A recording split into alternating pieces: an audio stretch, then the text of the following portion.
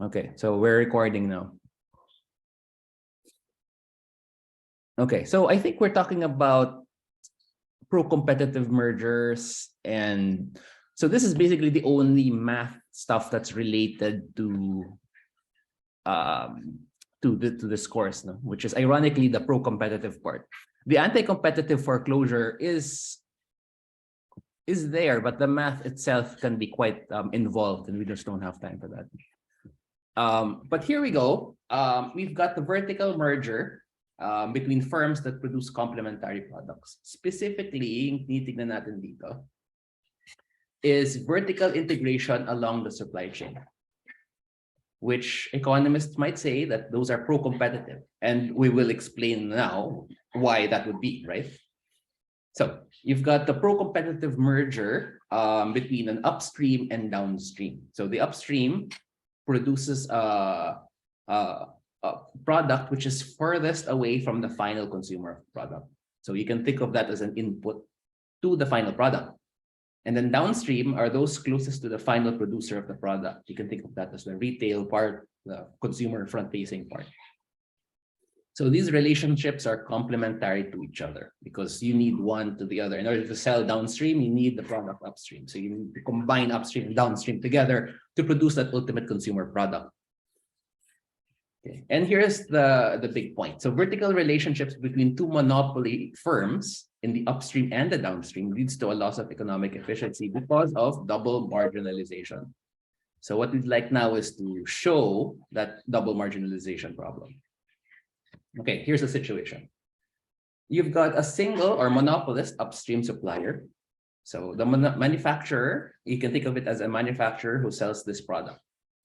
This manufacturer produces at cost C. So this is a marginal cost of C. Sells to retailer at a wholesale price R. So you produce it at cost C and then you sell it at R. Therefore, your unit revenue here is R minus C. For each product that the manufacturer produces, you earn R minus C pesos. And then there's a single downstream firm, the retailer. The retailer sells the product at price P. And this P is based on consumer demand, right? So the P will depend on Q, or how much of the product is brought to market. Let's assume that the retailer has no other retailing costs other than buying it from the upstream. So bibili siya from the upstream ng 1 unit ng R. And then basically the retailer, you can think of the retailer as a trader. He will just take it and then bring it to market, and assuming that that entails no other costs, its only cost is basically paying the manufacturer R per unit. So here's the retailer's decision. Recall that the retailer is a monopolist. And this is its profit function. Okay. P is a function of Q, of course. We decided not to just include Q there. And then R is taken as given. So R is something that the monopolist downstream or the retailer cannot. D means downstream, by the way. The monopolist downstream cannot control R, but it can influence P, okay, by deciding how much to sell. So basically, we spell it out. And this is basically your standard monopolist problem. You double your slope of the demand to get your marginal revenue, and you equate that to your marginal cost, which is R, and that'll give you your monopoly output, A minus R over 2B.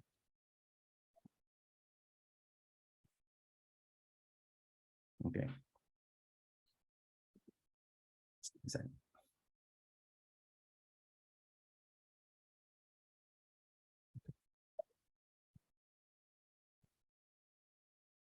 Substituting to the demand function gives P, right?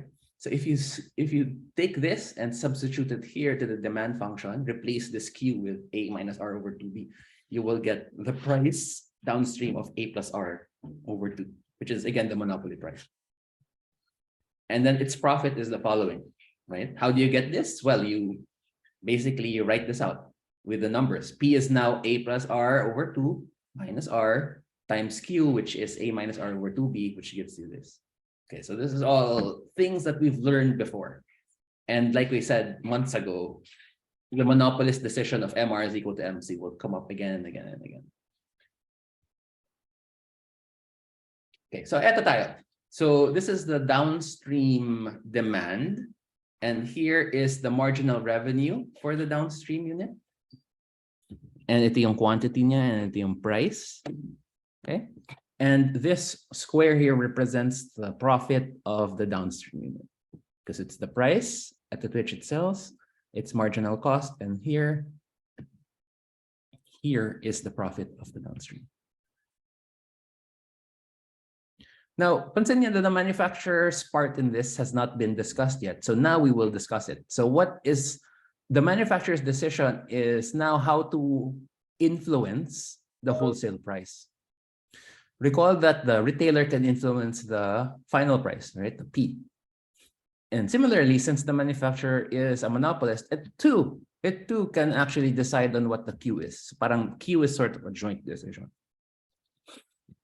And it can manipulate Q such that it can also manipulate R, right? So that's the basic story. Now, this second bullet is key. From the optimal quantity of the retailer, the wholesale price determines the number of units the upstream supplier can sell or wishes to sell. Therefore, the optimal quantity of the retailer is the demand curve that the manufacturer faces. And then recall that the optimal quantity is the term of the retailer. The optimal quantity of the retailer is determined by the marginal revenue curve, which is why this marginal revenue curve of the retailer is in fact the demand faced by the upstream firm. Okay.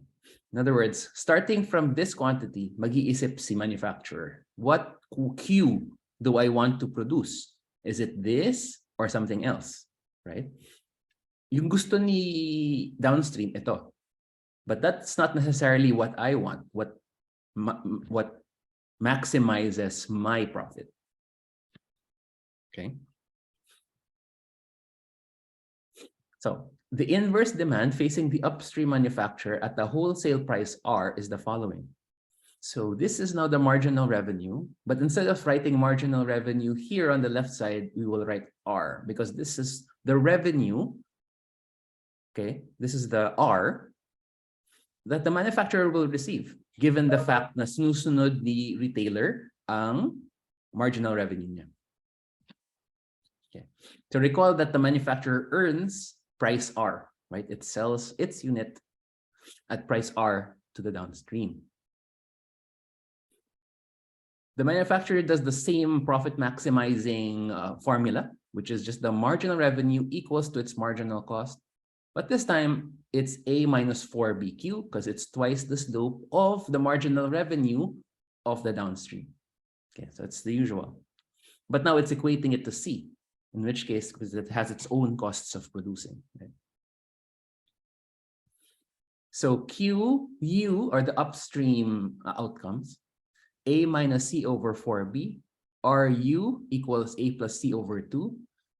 Okay. The retailer will charge the following: A plus RU over 2, but RU is now a number. It's not just RU. RU is A plus C over 2. So now you have to replace RU. Dati R lang siya, diba? But now there's an optimal R. And now you have to replace it with this. Pag replace mo siya, it becomes the following. The retailers sell this one, A minus C over 4B. Okay. Notice that it's the same as this. It's the same as this.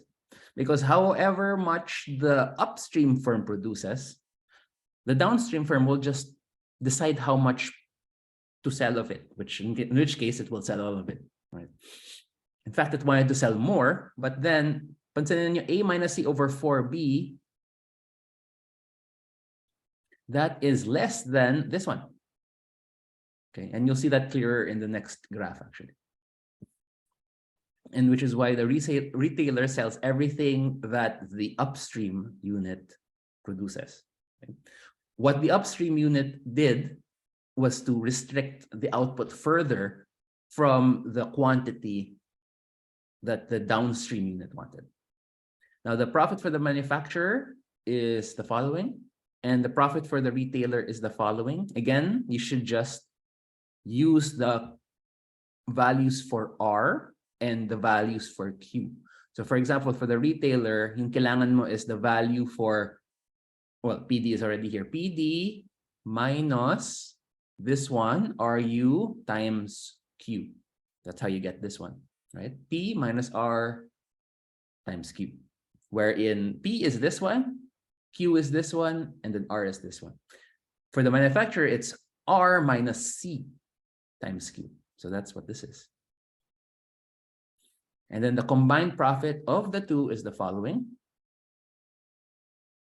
You just add them together. In a graph, and I think it's most instructive sa graph, what's going on. So if you recall, you've got the demand curve here. And what the downstream firm, what the retailer wanted was to equate its marginal revenue to what? R, right? But we don't know what R was. So R can be something. So in this case, that's exactly what the retailer did. It will face an R, and then it will equate the R to its marginal revenue, and that's how it gets its price. The key question, though, is what is R? Because R is something that the manufacturer decides. So how does the manufacturer decide R? It needs to decide how much to produce, right? Because it has to maximize along the marginal revenue curve of downstream, which for it is its own demand curve. So it will have its own marginal revenue curve, which is twice the slope of the demand U or marginal revenue D. Okay. So the eagle-eyed among you will think, okay, yung marginal revenue actually doubles. So that's why it's called double marginalization. Dati, twice the slope lang. Now it's 4 times the slope in effect, right? From the demand. Okay. Right. So this is, you can imagine, this is sort of one of the reasons why, say, a long supply chain is problematic, right? Sometimes it's necessary to have a long supply chain, to have a series of selling to traders and traders to wholesalers and so on until it reaches the final market. But to the extent that each level of the supply chain has its own market power, then having this extended supply chain will mean markups along the way and marginal revenue being further away from demand. Yun yung nagpapagawa ng inefficiency, right? The further away the marginal revenue is from demand, the further away the quantity is from the perfectly competitive quantity. Okay, so anyway, let's go back to the manufacturer. The manufacturer looks at this demand for itself, right? The upstream demand, which again is equal to the marginal revenue of demand, marginal revenue of the manufacturer downstream. And now it calculates its marginal revenue upstream, which is again twice the slope of marginal revenue downstream, which is 4 times the slope of final demand. And it equates it with its C here. Okay, so that's what W is. It's really C. So W is something, I don't know why they could use W, but it's really C. So that's the marginal cost of upstream. So that's how we calculate R. So marginal revenue upstream, you equate it with the marginal cost upstream, and that will give you R.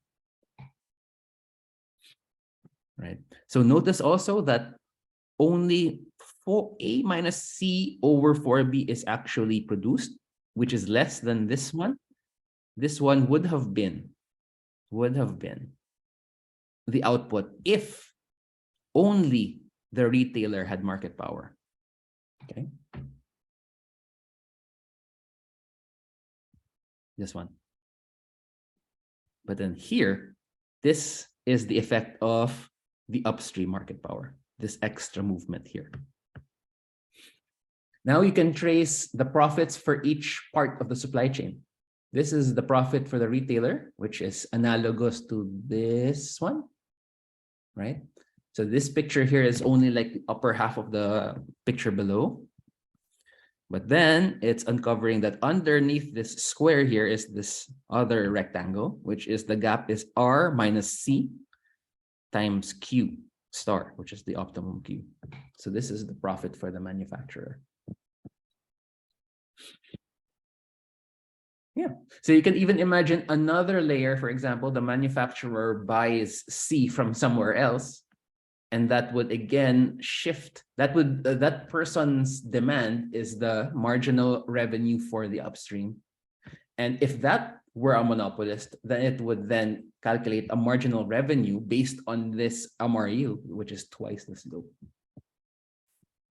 So the longer the supply chain of monopolists are, the larger the monopoly loss, and the less quantity that actually gets sent to the final consumer. Okay. So yun yung epekto ng double marginalization. Okay. Quantity goes down by even more. Right. So under perfect competition, again, just to review, right? The costs here, the relevant cost is C. So under perfect competition throughout the entire supply chain, the perfect competition would mean that demand would equal the price, which is marginal cost. So perfectly competitive output for all levels of the supply chain is here. Now, if there was no market power at the upstream level, then the quantity would be up here, right?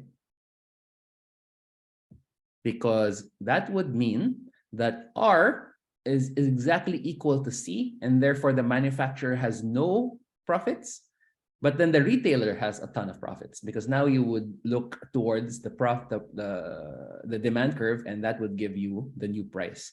Now the new price would be lower, but it won't be equal to C because the retailer still has that market power, even when the manufacturer has no market power. So the equilibrium only becomes this one. And I can challenge you guys to think about the case where it's the opposite. The retailer is the one without market power, and it's only the manufacturer with market power. So what would happen then, and what would happen to the distribution of profits here? Okay.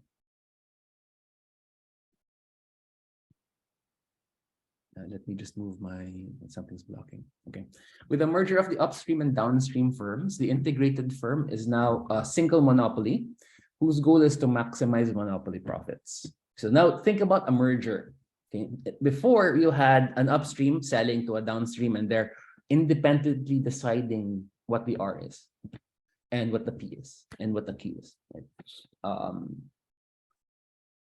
Marginal revenue curve of the integrated firm is the marginal revenue of the non-integrated retailer, okay, which is this one.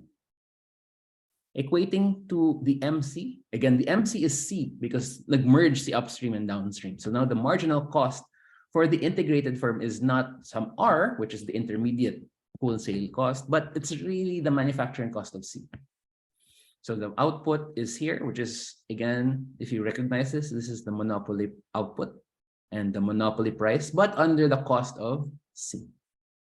So the merger results in consumers being charged a lower price kasi nawala yung added markup from the R, from the wholesale price. The merged firm sells more product than the two independent firms. The merger is still profitable. The profit earned by the integrated firm is the following. Meaning it's better than the profit under two separate, right? Two separate independent parts of the supply chain.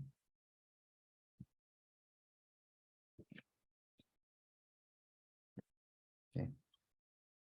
And this picture reflects that. So if there was a merger, okay, in this situation, yung mangyayari is the output would go up to A minus C over 2B because there's only one monopolist here, right? There's only one monopolist under the merger instead of two. So you would calculate the marginal revenue based on the demand curve here, twice the slope, and the quantity would be this one, and your price would be this one. And then this dark square here, this is the profit for the merged firm. Whereas before, under two separate companies. This light gray square here is the retailer's profit, and the rectangle just below it is the manufacturer's profit. So there's an extra big rectangle here that's generated from this merger. So profitable ang merger. So from a social welfare point of view, integrating the two monopoly firms benefited everyone. So total profit and consumer surplus has increased, and total output has gone up. The retailer's pre-merger profit area REFG is redistributed to consumers as consumer surplus. The consumers gain the area FGI, the manufacturer's profit has doubled. The merger of vertically related firms generates an efficiency gain and allows separate but related activities to be coordinated. So the R, the wholesale, is gone. Therefore, thereby internalizing the externality that each imposes on the other. In the absence of coordination, final product price reflects double marginalization, right, based on the market power on both sides of the supply chain. So several qualifications on this result. Benefits to vertical mergers assume that downstream firm uses a fixed amount of the upstream firm's product for every unit of output it sells. This is a strong assumption in other situations. So what this means is that this assumes that I, as the downstream firm, have no choice but to buy everything I need at price R, and I'll just go ahead and sell whatever I bought at some price P, which is exactly what we did. Pero kung input to production yan, then it's possible for me to substitute away from buying that input at the price R, right? It's possible for me to replace it with some other input, okay? So in which case, the vertical merger benefits would be lower because I'm already substituting away from the monopolist's, upstream monopolist's price and output because I am moving to another, say, another substitute unit, right? So substitution is very important to reduce market power, as you've seen. Okay. Therefore, benefits are more likely to arise when technology operated by downstream firms offers limited opportunities for substitution into other inputs. So the benefits of a merger then would be higher if the technology by the downstream firm requires really a specific input and it cannot be substituted away from. Another thing I'd like to say here at this point, we are skipping the vertical relations lecture, which is vertical price fixing, vertical quantity agreements, and so on. But the effect here would be very similar. So instead of merging to create this result, we could instead have like an agreement between the upstream monopolist and the downstream monopolist. Specifically, they could agree to share the overall profits, transfer profits from the downstream to the upstream in exchange for the upstream to lower its wholesale price closer to C, right? This is profitable because the merger, as we've seen, is in fact profitable for everyone. Mas malaki yung profits, aggregate profits. So there's a lot to distribute if everyone agrees to the agreement, to the vertical agreement. So that's an example here of this vertical price arrangement, which in effect has the same effect as a vertical merger. Okay, but we're skipping it. So I just wanted to say that a merger this effect here can also be done through a vertical agreement on price.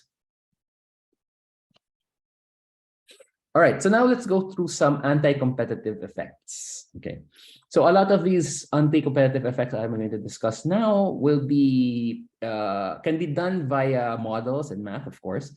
But then for this class, we'll focus only on the principles. Okay. So vertical mergers to facilitate price discrimination. When a downstream firm has a different willingness to pay for the upstream firm's product, the upstream firm would like to charge a high price for its product or service to those firms whose demand is inelastic and a low price to those whose demand is elastic. Okay.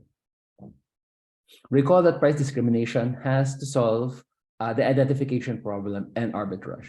So to surmount the arbitrage problem, the upstream firm can merge with some of its downstream consumers, in particular, merge first into market with the highest elasticities of demand.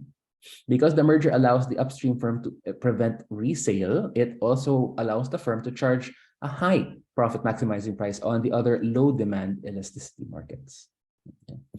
So a merger in this case would allow an upstream firm specifically to price discriminate amongst different types of downstream buyers. So that's what the point is. And it will allow them to solve the identification problem and the arbitrage. Now, the effect on economic efficiency is ambiguous. While the merger increases profits, and here the merger that is described here, the merger between the upstream and the highest elasticities of demand companies. The effect on economic efficiency is ambiguous. While the merger increases profits and removes double marginalization in one group, the merger also leads to increased prices in the remaining markets. The remaining markets with a with a low demand elasticity in which it wants to extract even higher price. So the overall effect is uncertain and can be resolved when there is more information on the precise nature of demand. Okay. And we've seen that before under price discrimination. Yeah, we don't know yet if there's on aggregate an increase in output, which is what you need. Remember yung pinag-usapan natin dati. In order for there to be for price discrimination to have a positive overall welfare effect, you need in total output to go up. So next is a vertical merger, oligopoly, and market foreclosure. In the previous analysis, the gain from the merger hinges on the assumption that there were monopolies in most levels of the activity. So there's no double marginalization and therefore no efficiency gains from vertical integration in the following cases: a competitive manufacturing sector upstream, and a monopoly upstream selling to a competitive retail sector. And you can actually show that in math, right? Using the diagrams earlier. That if there's only one monopolist, then of course there's no double marginalization. Therefore, there is no gain to that merger under the double marginalization argument. So in a more realistic case, both upstream and downstream markets are oligopolies. So you can imagine the two, remember we have two basic models of oligopolies, the quantity competition and the price competition model, the Bertrand and the Cournot. So you can imagine the upstream and the downstream are both in their own segment of the supply chain an oligopoly, competing in either price or quantity. So aside from removing double marginalization, an additional motive for vertical integration in this case with oligopolies will be market foreclosure. Okay, so what is that? Market foreclosure. The merger of vertically related firms might result in an upstream and downstream company that can deny downstream rivals a source of inputs or an upstream competitors market for their products. Okay. So under the case where the upstream and downstream markets are oligopolies, a vertical merger between an upstream and a downstream firm here could lead to market foreclosure because that merged firm will try to sell to a higher price downstream or buy at a lower price from the unintegrated upstream firms. Or they might even result in total denial of inputs, right? So in that case, let's say this downstream oligopolist would want to buy from the integrated firm would just say, no, thank you, buy from someone else. And that would, again, raise the price of this input. So let's go through some of the arguments here specifically. Arguments. There are two suppliers of computer chips compete for sales to two downstream computer manufacturers who in turn sell to the general public. So dalawa sa taas, sa upstream, dalawa sa baba. And of course, since dalawa lang sila, they both compete in an oligopolistic fashion. So not perfectly competitive. So if the two suppliers, upstream suppliers, compete in price, they sell at marginal cost. So that's the Bertrand homogeneous. And only the two downstream firms earn economic profit. Now, what would happen if there's a merger of one chip manufacturer and one of the computer firms may be anti-competitive along the following arguments? So the upstream computer chip division no longer sells any chips to the remaining independent computer firm. So that's total denial. I choose not to sell to you, firm two. And this forecloses sales of its product to this downstream rival. Foreclosure leaves the independent computer downstream firm with only one supplier, the remaining independent chip firm. The latter will then have monopoly power over the independent manufacturer and sets a monopoly wholesale price for its chips. So mas mamahal yung bibili niyang chips, yung downstream computer company. The cost of the independent computer firm increases relative to the pre-merger situation, makes it less able to compete downstream with the downstream computer division of the integrated firm. So the merger allows a higher costs for everyone else in the industry because that integrated firm would deny everyone else's downstream firms access to its input, making all the other upstream companies monopolists or increase their market power. Pre-merger, the upstream market was initially competitive. Remember, everyone sells at marginal cost. So there was no double marginalization. And since there are no cost savings post-merger, this vertical integration is anti-competitive. So the merger raises the cost of non-integrated rivals on the supply side. So the vertical integration of an upstream and downstream firm, one downstream firm D1 and one upstream firm U1, they merge. The newly merged firm refuses to supply the independent downstream firm. That downstream firm has to resort to the independent other firm that's not merged at U2. And U2 recognizes that it has monopoly power over D2 and sets a price to D2 of PU greater than PC. D2 has a marginal cost equal to PU plus CD, while D1 has a marginal cost of CU plus CD.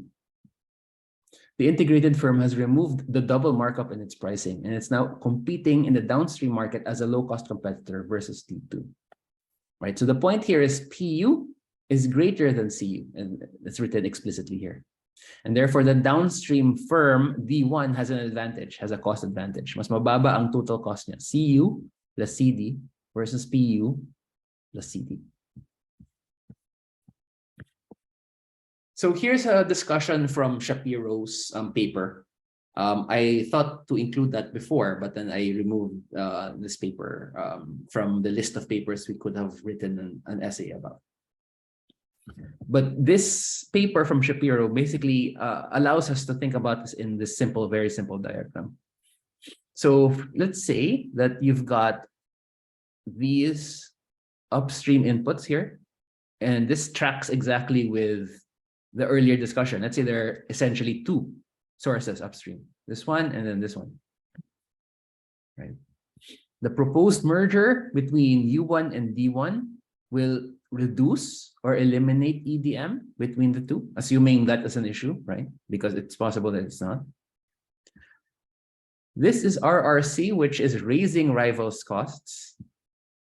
Upstream merger will either not sell to downstream, or it will increase its price in which it sells to the downstream rival relative to its own internal unit. So mas mataas ang benta niya sa labas kaysa sa loob. And like we've already discussed, that will make the downstream rivals less competitive than the downstream firm of the integrated unit. And that's what this diversion arrow was about. The customers from downstream will move to this one because they're cheaper, better quality, and so on. And that happens because of this one, this RRC, raising rivals cost effect or foreclosure effect.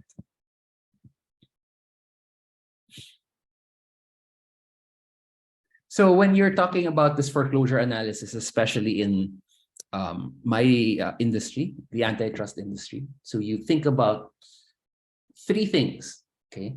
So here's thing one, so foreclosure analysis. First, you want ask about the ability of the merged firm to weaken its rivals through input foreclosure. The key question here is whether the input being acquired is important to downstream rivals, in the sense that their ability to compete would be meaningfully weakened if they were denied access to that input or faced higher prices for that input.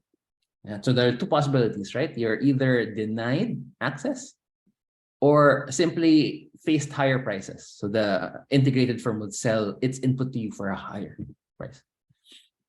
So this kind of inquiry studies the extent to which the downstream rivals have been using the input that is being acquired or are expected to need it in the future, and how much their costs would go up or quality go down if they lacked access to that input or faced higher prices for it. So the first one is all about the ability of the merged firm.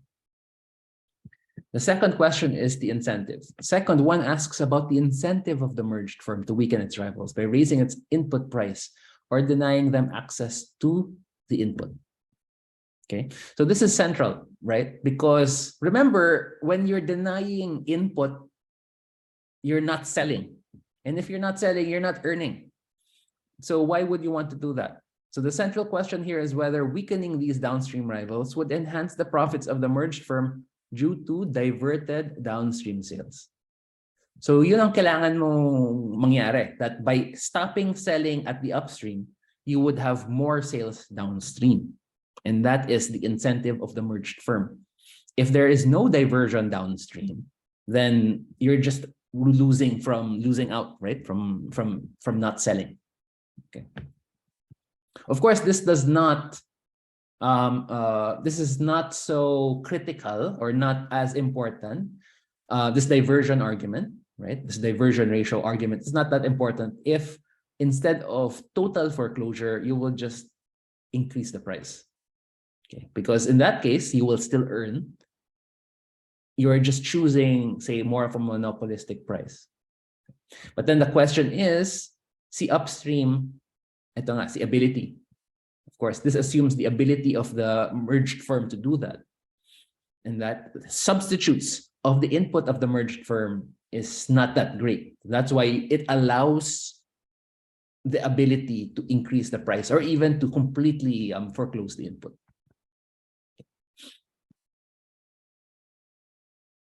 And then lastly, one would ask whether the merger will generate significant efficiencies, including those that are due to the elimination of double marginalization. So essential yan. So look at this picture.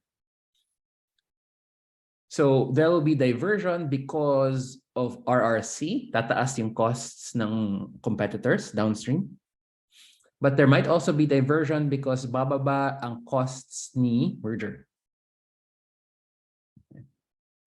And on the other hand, if the costs of the proposed merged firm go down by a lot, right? Then it could be that the price downstream will in fact be lower under the merger, in which case that merger is not anti-competitive, but it can be pro-competitive. If this EDM is so much stronger than this RRC, that the aggregate price for the industry goes down.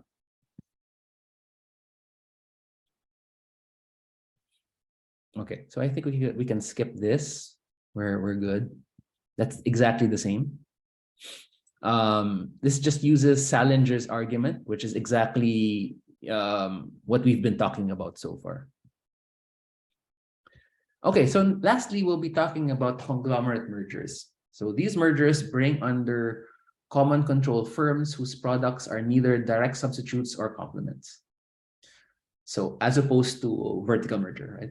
The outcome is a set of firms producing a diversified set of products with little or nothing in common. A number of reasons have been advanced to support the emergence of conglomerate firms. Possible economies associated with conglomerization are scope economies. So different products or services are more cheaply produced by one firm than by two or more firms. Or transactions costs that are incurred by firms when they use external markets in order to exchange goods and services. It's like negotiating supply contracts, monitoring, and enforcing these contracts. So let's make sure we understand what's going on. So before in vertical, you're thinking about like computer chips and computers. In conglomerate mergers, they're not even related in a supply chain, vertical supply chain situation. At least not in a major way, right? You could think of it as real estate and power generation, for example, right? So sometimes those, in the Philippines, for example, we have these large conglomerates who are well diversified in different industries. And these are what we're considering here in these conglomerate style mergers. When they're not super complements, they're not complements in the sense of a direct vertical supply chain, or they're not also direct substitutes, which is not a horizontal situation.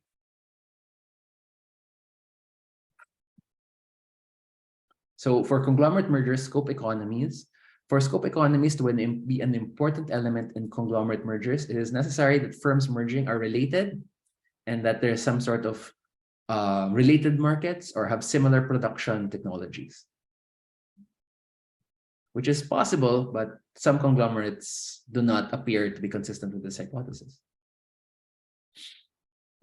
The next is the transactions cost. Significant when specialized or knowledge-intensive assets are traded. Suppose a specialized asset or machine that is used to produce two goods A and B.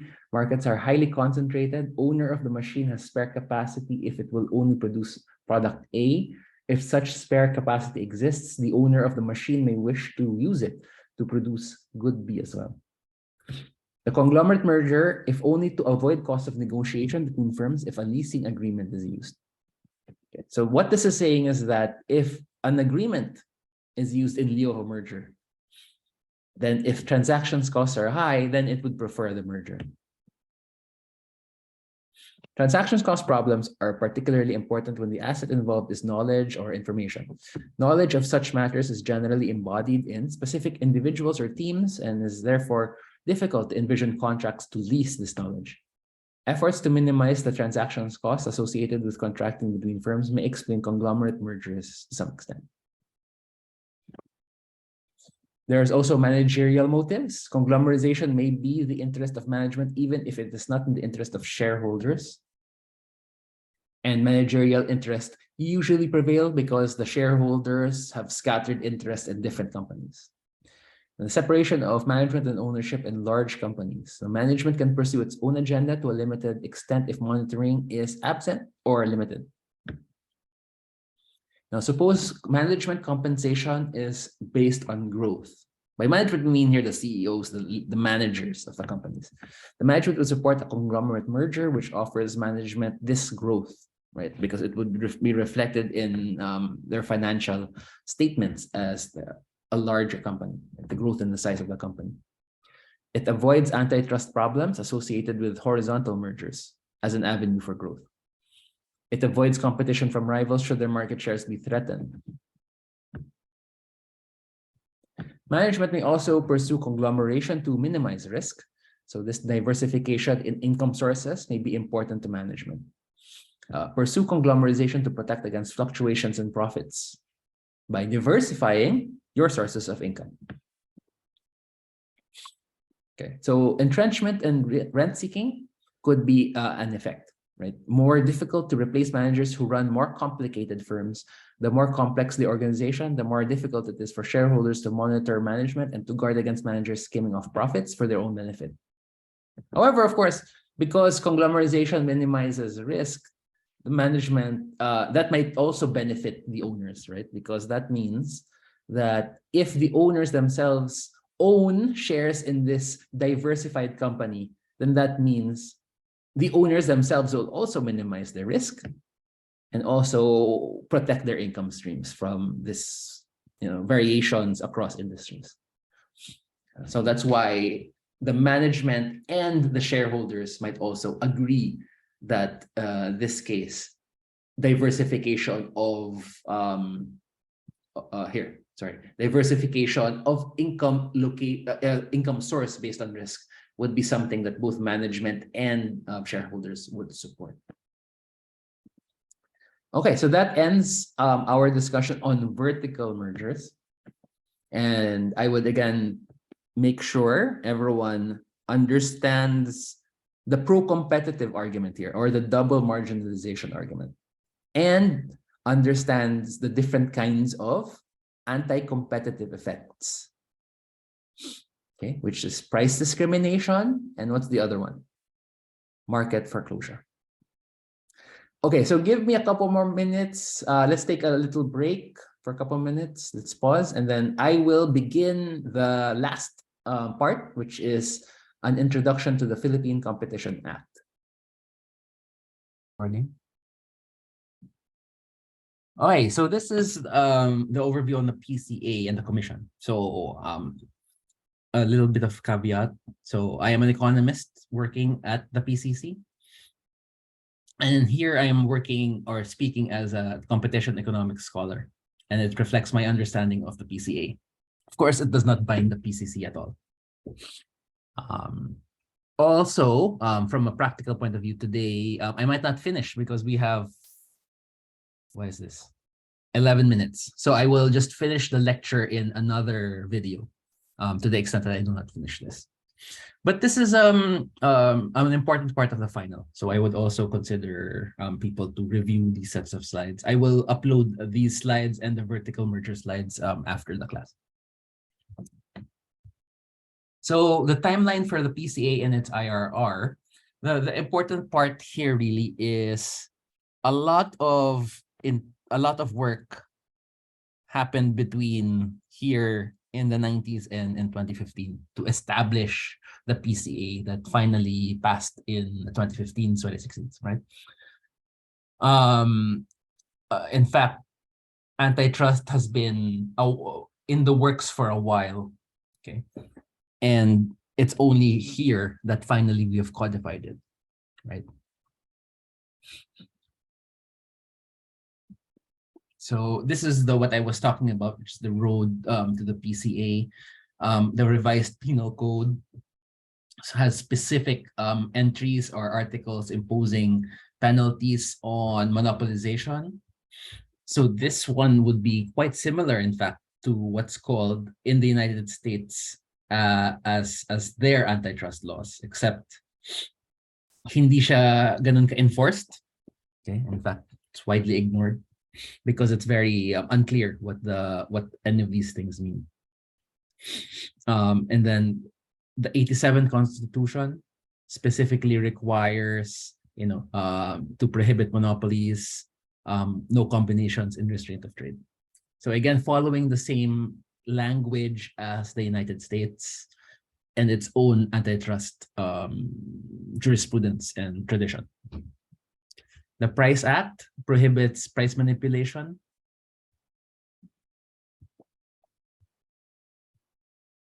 And for basic restricted for basic necessities, prime commodities, or periods of emergencies.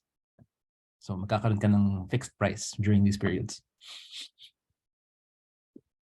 There are other laws with competition-related provisions, mainly for deregulation and the establishment of a sector regulator that ensures that there is competition within the industry.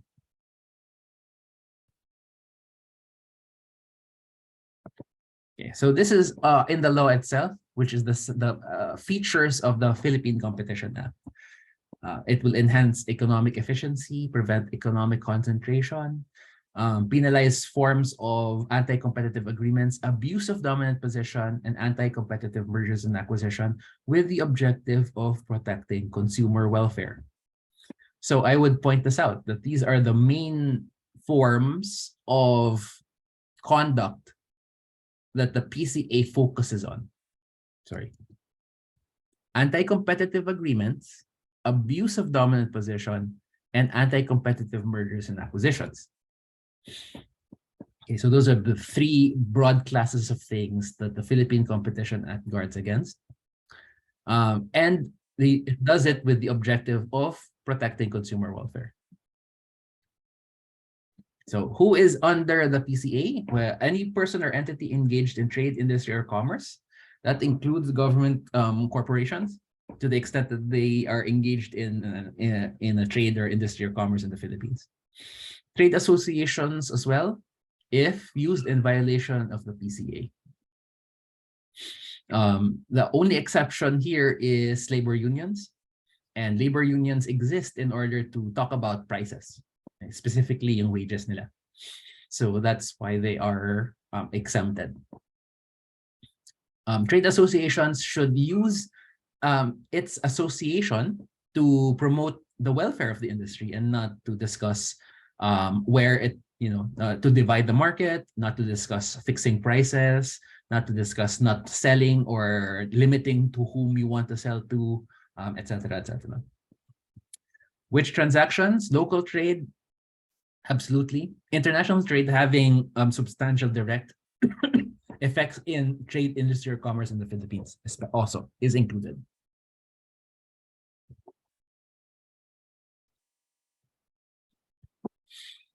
So here's the review process. So remember, there are the three major things, right? Which is anti-competitive agreements, anti-competitive mergers, and abuse of dominance.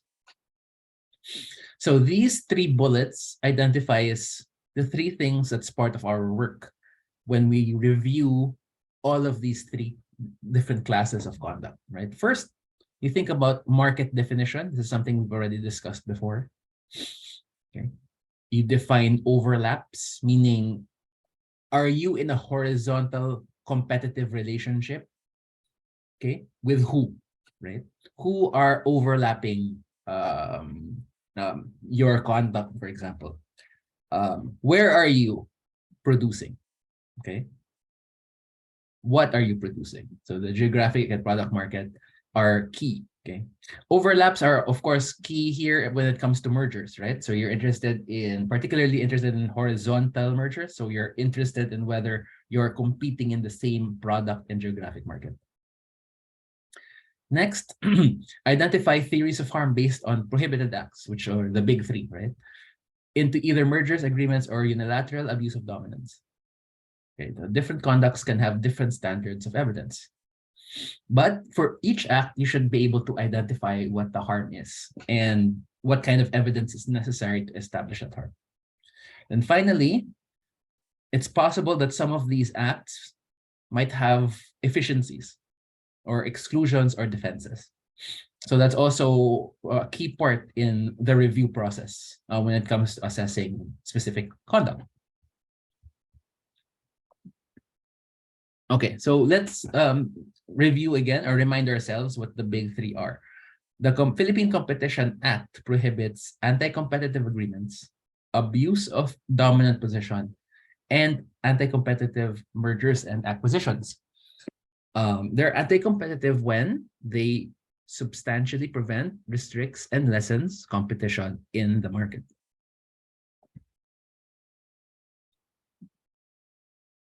So SLC, right? This substantial lessening of competition will have a different standards based on the specific section in which the conduct is related to, right? So there are these broad sections. For anti-competitive agreements, you're looking at section 14A and 14B and 14C. Or section 14, basically. That's the entirety of section 14, anti-competitive agreements. For abuse of dominant position, 15 is dedicated to you. And for anti-competitive mergers and acquisitions, it runs from 16 to 23. The standard for the substantial lessening of competition is either per se or object or effect. Okay, I think we will discuss what object and effect is later. But per se is when the act itself is on its own, on its face, illegal. So this goes for 14A, which is price fixing. And that is also true for all the other jurisprudences in the world, UK, then the US, and all the others, right? Japan, Australia. That with your fixing prices, that would be per se illegal. Okay. Now, there are some situations where there are some very specific exemptions to that, but broadly speaking, this is correct. It's per se. Now, 14B and 14C are all different kinds of agreements. So this falls under vertical restraints or vertical agreements that we've just discussed earlier. This can also involve output restraints, like geographic restrictions, like I can sell here and then you will sell there. Customer restrictions, like I can only get customers from this hospital, and then you can get customers from that hospital. Okay. So for those kinds of agreements, for 14B and 14C, that would be object or effect. For abuse of dominant position, and there are several elements or several candidate abuses, specific candidate abuses listed in section 15. They would all have either object and or effect. Okay, so we will discuss object and or effect in a moment. Now, the anti-competitive mergers or acquisitions has as a standard SLC, object or effect as well. But the difference is ex ante analysis. Because you are doing the analysis before the merger actually occurs, and you are saying, okay, this is the likely effect of the merger on prices, quantity, quality, and so on.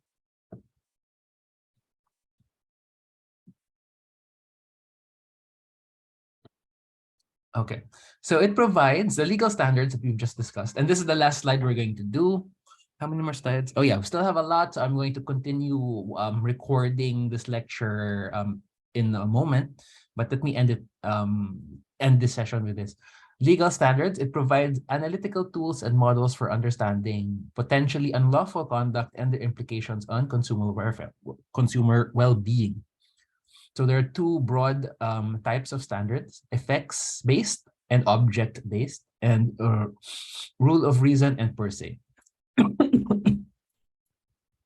Now, an effects test or a rule of reason test is based on the effects on the market.